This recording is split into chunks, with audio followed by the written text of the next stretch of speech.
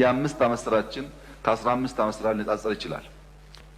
አዲስ አበባ ከተማ ውስጥ ህጋዊ ማስረጃ ኖሮት ወይ መሬት ወይ ካሳ ሳይከፈል የተነሳ አንድ ሰው እኔ እስከማውቀው የለም።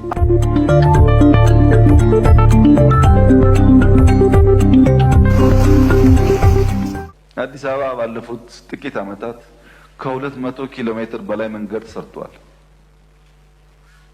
ሰፋፊ ወኮች ተሰርተዋል። የውሃ ፍሳሽ፣ የመብራት መስመሮች ድሮ ዝናብ ሲዘንብ 4 ኪሎ እኮ እንደዚህ አልነበረም። ዘነበ ማለት ጨቀየ ማለት ነው። አሁን ዘነበ ሲባል በንጽጽር ጸዳ ብሎ ያየ ነው። አንዳንድ የፍሳሽ ማስወገጃ ስርዓታችን በመሻሻሉ ምክንያት ከዚያ ባሻገር ስራ ፈጥሯል። የአሴት ቫልዩ ከፍ አድርጓል። የዜጎች ያላቸው ሀብት ቫልዩ ከፍ አድርጓል። የኮሪደር ስራ ለአይን የሚማርክ ከተማ ፈጥሯል። የትራፊክ ፍሰት አሻሽሏል። ቤቶች ግንባታ በሚመለከት የንጽጽር ዳታ እምብዛም ባያስፈልግም በኢህአደግ ዘመን ከ97 እስከ 2010 160 ሺህ ገደማ ቤቶች ተገንብተዋል። በ10 ምናምን ዓመት ውስጥ ባለፉት 5 ዓመታት 167 ሺህ ቤት ገንብተን ለጥቅም አውለናል።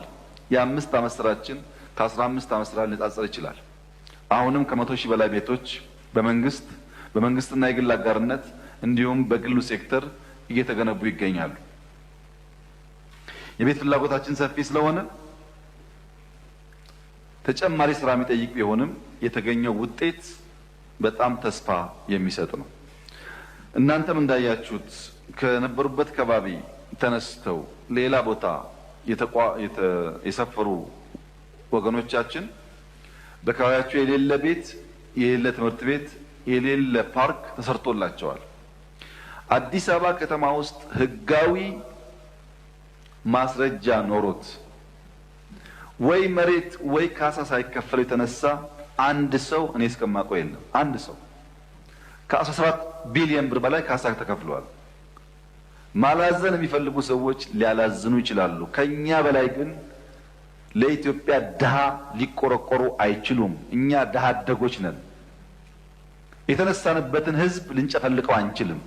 መደብ ላይ አድገን ህልማችን ልጆቻችን አሁንም መደብ ላይ እንዳያድጉ ማድረግ ነው። ለድሃ መቆርቆር፣ ለድሃ ማዘን፣ ከድሃ ጋር መኖር ለዚህ መንግስት የሚነገረው ነገር አይደለም።